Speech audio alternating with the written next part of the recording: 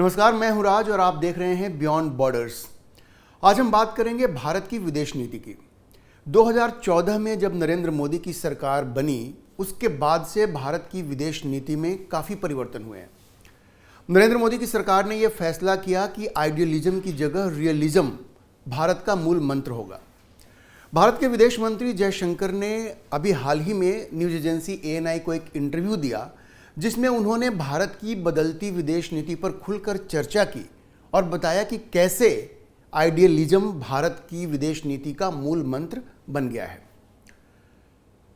नरेंद्र मोदी सरकार ने यह फैसला कर लिया है कि भारत की विदेश नीति अब कोरे सिद्धांतों पर आधारित नहीं होगी। जयशंकर ने इसको साफ कहा। जयशंकर ने बताया कि नरेंद्र मोदी सरकार ने यह फैसला कर लिया है कि भारत की विदेश नीति अब कोरे सिद्धांतों पर आधारित नहीं होगी। जी हां, भारत के विदेश मंत्री ने एक इंटरव्यू में यह साफ साफ कह दिया है कि इस सरकार में भारत की विदेश नीति यथार्थवादी यानी रियलिस्टिक होगी। जो राष्ट्र हित में होगा वही किया जाएगा। अब आंख बंद कर किसी यूटोपियन पॉलिसी को फॉलो नहीं किया जाएगा। जयशंकर ने खासकर चीन, पाकिस्तान और कनाडा के साथ भारत के बदलते रिश्तों पर खुलकर बात की और यह बताया कि कैसे इस सरकार की विदेश नीति पहले की सरकारों से कई मायनों में अलग है। सारी दुनिया जानती है कि एशिया में भारत तेजी से चीन के एक प्रतिस्पर्धी यानी कॉम्पिटिटर के रूप में उभर रहा है, आर्थिक दृष्टि से भी और सामरिक दृष्टि से भी। अगर इस क्षेत्र में चीन को कोई चुनौती दे सकता है तो वो सिर्फ भारत ही है। हम सबको मालूम है कि एप्पल समेत दुनिया की बड़ी बड़ी कंपनियां चीन को छोड़कर भारत को अपना ठिकाना बना रही हैं और चीन इस बात से सच पूछो तो बौखला गया है। भारत के साथ चीन के रिश्तों की कड़वाहट का वैसे तो एक लंबा इतिहास रहा है, खासकर 1962 के युद्ध के बाद। 1962 में चीन ने नेहरू के यूटोपियन और अव्यावहारिक विदेश नीति का पूरा फायदा उठाया और भारत पर आक्रमण कर दिया और उसके बाद उसने भारत की लगभग 38,000 स्क्वायर किलोमीटर जमीन पर कब्जा कर लिया। यह नेहरू के लिए बहुत बड़ा सदमा था, क्योंकि वो तो चीन के मोहपाश में उस वक्त फंसे हुए थे। कहते हैं कि चीन के प्रति उनका प्रेम इतना गहरा था कि जब यूनाइटेड नेशंस ने चीन की जगह भारत को सिक्योरिटी काउंसिल का मेंबर बनने का ऑफर दिया तो नेहरू ने यह कहकर इनकार कर दिया कि पहला हक तो चीन का ही है। और चीन ने इस बेपनाह मोहब्बत का क्या सिला दिया? भारत पर हमला करके जमीन हथिया ली। जयशंकर ने इसी बात की ओर इशारा करते हुए कहा कि नेहरू की चाइना फर्स्ट की पॉलिसी आश्चर्यजनक थी। उन्होंने कहा कि यह समझना मुश्किल है कि कैसे भारत ने यह कह दिया कि सिक्योरिटी काउंसिल में पहले चीन का ही हक बनता है। उन्होंने याद दिलाया कि कैसे चिंडिया, चीन और इंडिया को मिलाकर के जो टर्म बना था, उस वक्त इस्तेमाल किया जा रहा था। जयशंकर ने यह भी याद दिलाया कि चीन के मसले पर नेहरू और पटेल की राय हमेशा से अलग थी। उन्होंने साफ कहा कि नरेंद्र मोदी की सरकार चीन के संदर्भ में अब जवाहरलाल नेहरू की आइडियलिज्म और रोमांटिसिज्म की पॉलिसी की बजाय सरदार पटेल की रियलिज्म की पॉलिसी फॉलो करेगी।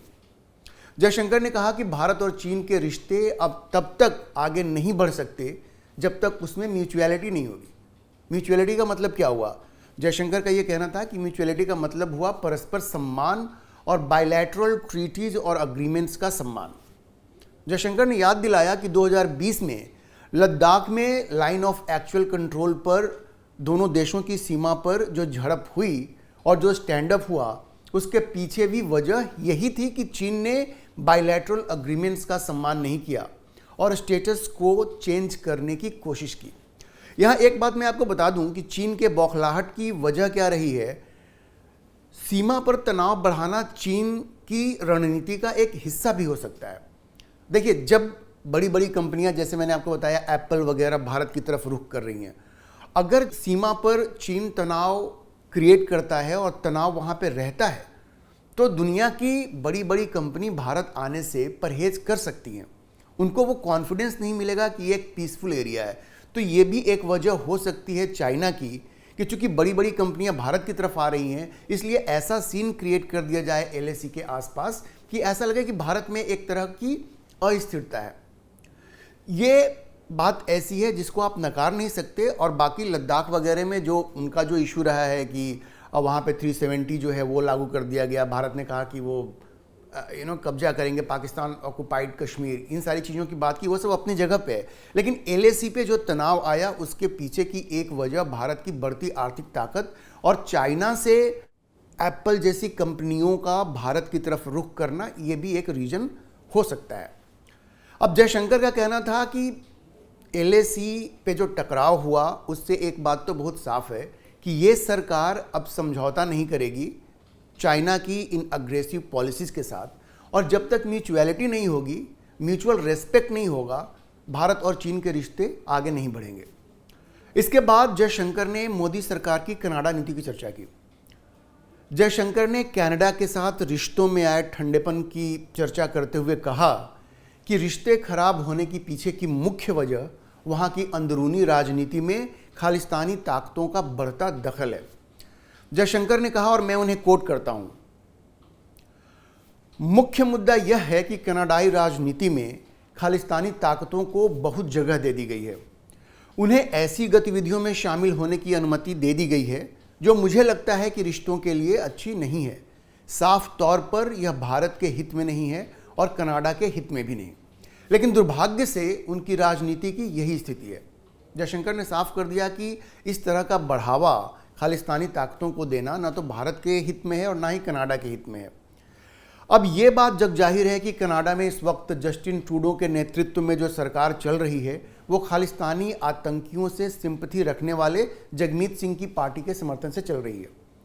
अब इसमें कोई शक भी नहीं है कि जगमीत सिंह के दबाव में आकर ही जस्टिन ट्रूडो ने वहाँ की पार्लियामेंट में ये आरोप लगाया कि खालिस्तानी आतंकी हरदीप सिंह निज्जर की हत्या में भारत के इन्वॉल्वमेंट के खिलाफ क्रेडिबल एलिगेशंस मिले हैं। बाद में ट्रूडो ने यह भी कहा कि भारत को क्रेडिबल एलिगेशंस के एविडेंस भी दे दिए गए हैं, लेकिन भारत ने ऐसे किसी भी एविडेंस के मिलने से साफ इनकार किया है। जाहिर है कि मोदी सरकार ने कनाडा की राजनीति में खालिस्तानियों के बढ़ते दखल पर अपनी चिंता से वहाँ की सरकार को अवगत करा दिया है, जो शायद पहले की सरकारों ने नहीं किया। भारत में खालिस्तान का मुद्दा पूरी तरह ठंडा पड़ चुका है, लेकिन इस मुद्दे को जिंदा रखने की कोशिश विदेशों में जा बसे खालिस्तानियों, खासकर कनाडा में रहने वाले खालिस्तानियों के द्वारा की जा रही है, जिसमें उन्हें वहाँ की सरकार का पूरा सहयोग मिल रहा है। वरना कोई भी संगठन भारतीय राजनयिकों की हत्या करने की धमकी नहीं दे सकता। जयशंकर के बयान से साफ है कि मोदी सरकार ने कनाडा को ये स्पष्ट कह दिया है कि खालिस्तानियों का वहाँ की राजनीति में दखल और उन्हें वहाँ की सरकार से मिल रहा सपोर्ट, इन चीज़ों को भारत नज़रअंदाज नहीं कर सकता और इसका असर निश्चित रूप से दोनों देशों के रिश्तों पर पड़ेगा। कनाडा में खालिस्तानियों को लेकर मोदी सरकार ने कड़ा रुख अपनाया है और यह जरूरी भी था। इसके बाद जयशंकर ने उस इंटरव्यू में मोदी सरकार की पाकिस्तान नीति की भी चर्चा की है। जयशंकर के मुताबिक मोदी सरकार ने पाकिस्तान के प्रति भारत की विदेश नीति को भी स्पष्ट दिशा दिया है। भारत ने पाकिस्तान को साफ संदेश दे दिया है कि भारत में आतंकवाद को बढ़ावा देकर भारत को कश्मीर पर बातचीत करने के लिए मजबूर करने की उसकी पॉलिसी अब नहीं चलेगी।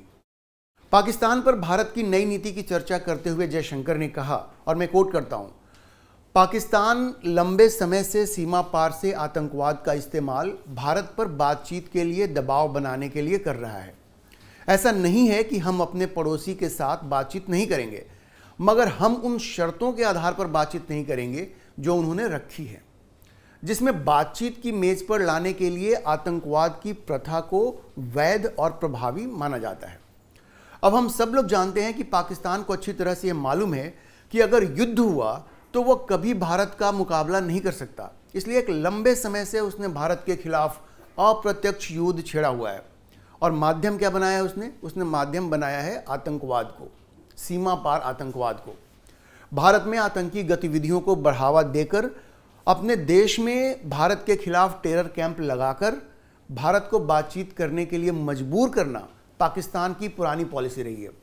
लेकिन जयशंकर का यह कहना है कि नरेंद्र मोदी की सरकार ने यह फैसला कर लिया है कि वो अब इस दबाव में कभी नहीं आएगी। जयशंकर की बातों से यह स्पष्ट है कि मोदी सरकार ने यह फैसला कर लिया है कि जरूरत पड़ने पर सर्जिकल स्ट्राइक भी होगी, और जहां तक पाकिस्तान प्रायोजित आतंकवाद की बात है तो उसके खिलाफ भारत अब घुटने नहीं टेकेगा। विदेश नीति के संबंध में मोदी सरकार ने यह बड़ा परिवर्तन किया है और उसके परिणाम भी अब देखने को मिल रहे हैं। पाकिस्तान धीरे धीरे ये समझ रहा है कि भारत को तोड़ने और उसे परेशान करने के मंसूबे सफल नहीं हो सकते। चीन अब ये समझ गया है कि ये 1962 का भारत नहीं है जब उसने भारत की जमीन हथिया ली थी और उस वक्त की सरकार कुछ नहीं कर सकी। विदेश नीति के संबंध में मोदी सरकार ने यह बड़ा परिवर्तन किया है और उसके परिणाम भी अब देखने को मिल रहे हैं। पाकिस्तान धीरे धीरे ये समझ रहा है कि भारत को तोड़ने और उसे परेशान करने के मंसूबे सफल नहीं हो सकते। चीन अब ये समझ रहा है कि ये 1962 का भारत नहीं है जब उसने ज़मीन हथिया ली थी और उस वक्त की सरकार कुछ नहीं कर सकी। अब उसे उसी की भाषा में जवाब दिया जाएगा जैसे गलवान में दिया गया। ये बात चीन को समझ में आ गई है और कनाडा को भी बता दिया गया है कि अगर भारत के साथ अच्छे रिश्ते चाहिए तो खालिस्तानी आतंकियों पर लगाम लगाना होगा। आज के लिए इतना ही। अगर आपको वीडियो पसंद आया तो आप इसे लाइक करें, शेयर करें और चैनल को सब्सक्राइब करना ना भूलें।